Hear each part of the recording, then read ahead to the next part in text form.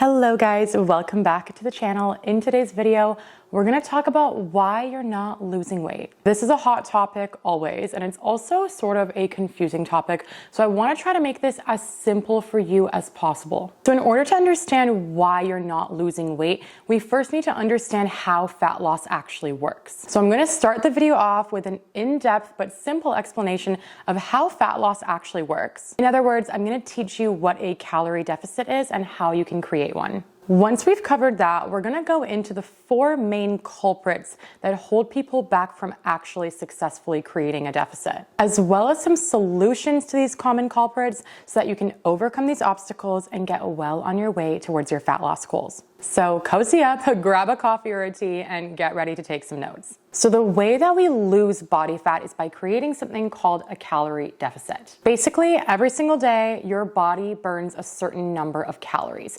This is gonna differ from person to person. Generally speaking, the taller, the heavier, the more muscular and more active you are, the more calories you're gonna burn in a day. Whereas the shorter, the lighter, the less muscular, and the more sedentary you are, the less calories you'll generally burn in a day. For example, a 6'5" NBA player who is super muscular and super active is gonna burn more calories than a 5'1" super sedentary, less muscular woman. So the total number of calories you burn in a day, when all things are taken into consideration, including the calories you burn from working out, but also the calories you burn from fidgeting, walking to the parking lot, digesting your food, etc., when all that is taken into consideration, it is known as your total daily energy expenditure, or in short, your TDEE.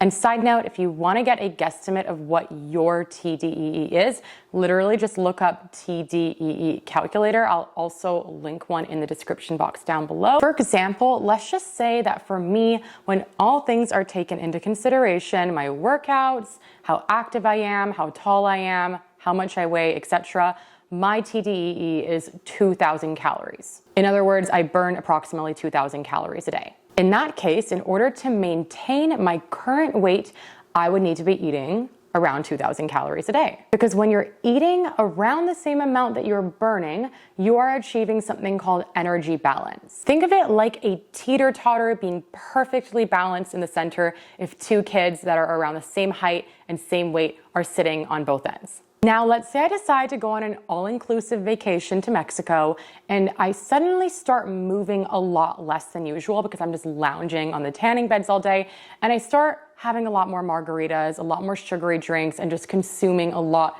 more food than I normally do. This is going to create what's called a positive energy balance, otherwise known as a calorie surplus. The amount of calories coming into my body is more than the amount of calories leaving my body. When this happens, our body will take that surplus of calories that it doesn't necessarily need for energy, and it'll store it as body fat. And this is how we gain weight or gain body fat. Side note, if you eat in a surplus for like one day randomly or a couple of days here and there, it's not really gonna matter. But if you do it days in a row for weeks in a row, that's when you're gonna start to notice a difference of body fat gain. On the flip side, let's say you start becoming more conscious of your portion sizes, so you start becoming more mindful of how much you're eating, you also cut out the late night snacking, you also set yourself up with a daily walking goal, and you start going to the gym 3 times a week. In other words, now you are burning more calories than you are consuming, and this is going to create what we call a negative energy balance. In other words, a calorie deficit. So the calories coming into my body is less than the calories leaving my body. And when this happens, our body doesn't like this discrepancy. Our body always wants us to be at homeostasis. It wants to be getting as much energy coming in as it's working to put out. So what our body will do to close that energy gap is that it will resort to your stored body fat to then get the energy it needs. And this is how we burn body fat, aka lose weight. So we've got a positive energy balance, aka a calorie surplus, and this is how we gain weight. We've got energy balance, in other words, maintenance, and this is how we maintain our current weight. And we've got a negative energy balance, in other words, a calorie deficit, and this is how we lose weight. So now you may be wondering, well, Tina, how do I tangibly create a negative energy balance? In other words, a calorie deficit? There's a couple of different strategies, and there's really no one size fits all on what variables you manipulate. It's going to depend on your lifestyle, but generally speaking, you can create a deficit by A, eating less, B, moving more, or C, a combination of A and B. I'm gonna give you an example. So let's say I currently work out 3 days a week. I've been walking an average of 5,000 steps a day, eating about 2,000 calories a day. And with all those things, my scale weight is staying pretty much the same. So what that tells me is that 2,000 is my TDEE, approximate TDEE, and my maintenance calories, because TDEE and maintenance calories mean the same thing, remember? But then let's say I wanna lose some weight. So I can turn this into a deficit by A, keeping movement the same and eating less. So for example, let's say I currently do 3 workouts per week and walk 5,000 steps a day. Let's say I just continue to do those things. I don't have time for any more movement or activity. So I keep the movement the same, but I decrease my calories from 2,000 to 1,600. That is going to put me into a 400 calorie deficit. So now I am eating approximately 400 calories less than I am burning. Option B, for my foodies out there who like to eat, is to eat approximately the same amount, but start moving more. So you're manipulating movement now. So let's say instead of working out 3 days a week and walking 5,000 steps a day, I continue working out 3 days a week, but I change my step goal to 7,000 per day. So I up it by 2,000, and I also add in 2 cardio sessions per week, but I keep my calories at 2,000. All this extra movement is gonna lead me to burning more calories than 2,000. So although I'm still eating around 2,000, now let's say I'm burning around 2,500 because of all the extra activity. This is gonna put me in a 500 calorie deficit via the variable of manipulating movement. And option C is a combination of the two. So let's say you tweak your movement up a little bit and you tweak your calories down a little bit. So for example, you continue working out 3 days a week, but you up your step goal to 7,000, you add in maybe just 1 cardio session per week, and you lower your calories to 1,800. Now, because you are adding in a little bit more movement and decreasing calories a little bit, again, you are creating a calorie deficit via manipulating movement and calories. So that is how we create a deficit. That is how fat loss works. But the point of this video isn't how to create a calorie deficit, although I did get pretty detailed about it. The point of this video is why your calorie deficit isn't working. I will tell you that after working with dozens of clients, I have noticed a pattern that if a client is hitting their movement goals, so they're hitting their step goal, they're hitting their workouts, they're getting their cardio in, etc., and they're still not losing weight, the likely culprit is nutrition. Now, there are 4 archetypes I tend to see as to why someone's nutrition isn't where it needs to be for them to be in a deficit. We're gonna go over each of these 4 archetypes and come up with some solutions for them.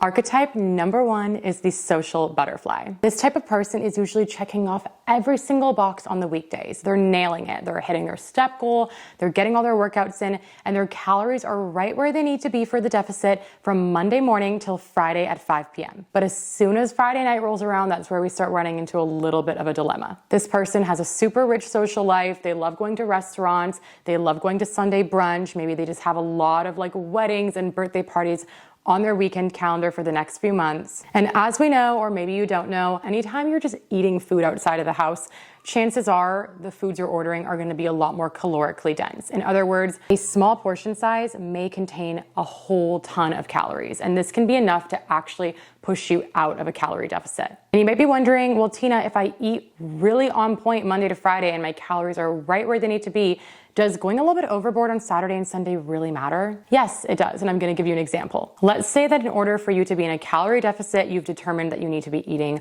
about 600 calories a day. 600 calories times 7 days a week totals to 11,200 calories across the week. So 11,200 calories a week is what's needed for you to be in a deficit. Let's say from Monday to Friday, you do a really good job of this and you eat 1,600 calories on par. That totals to 8,000 calories from Monday to Friday. Let's say on Saturday and Sunday, you have a very rich social life. You're at restaurants the whole time and you're just eating a lot of treats, over snacking, drinking alcohol, and you end up eating around 3,000 calories on Saturday and 3,000 calories on Sunday, which is a lot easier to do than you may think. 3,000 calories on Saturday and Sunday totals to 6,000 calories. So now when we add up your weekday calories of 8,000 that were super on point with your weekend calories of 6,000, which were super out of range, this totals to 14,000 total calories for the week. So yes, it can make a really big difference. It can actually be the culprit that's keeping you from reaching your fat loss goals. So I have two solutions for this individual. The first one might sound super lame, but it's about cutting down on the social events. A calorie deficit is not a way of life, it's a season of life.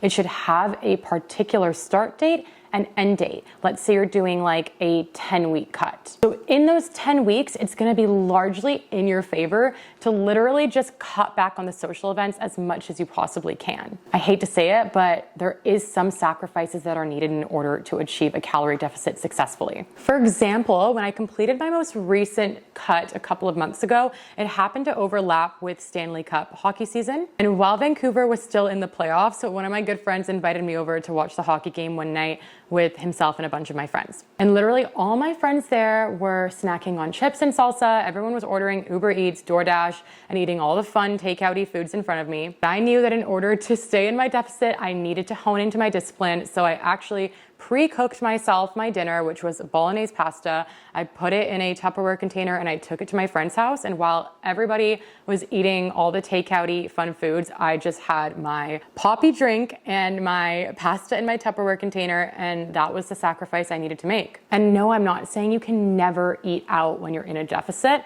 but ultimately, the less restaurant outings you have, the easier it's going to be for you to stay on top of your deficit. So trying to remember that this is a season and being as disciplined as you can during this season is going to lead to more success, and it's going to allow you to get out of the deficit sooner and get back to maintenance where you can enjoy your social life more fully. Option 2 for this archetype of person is to do what we call calorie cycling. In other words, you have designated higher calorie days and designated lower calorie days, and this is going to make it so that the calories actually balance out across the week to what they need to be in order for your deficit to keep deficiting. If you would like to learn more about calorie cycling and you'd like a more detailed video about that specifically, just let me know down in the comments and I will work on a video for that. Archetype number 2 is the late night snacker. This archetype of individual actually nails it all day. Like, they eat really well, they're right on top of their calories, all their meals are well measured out, well portioned out, etc.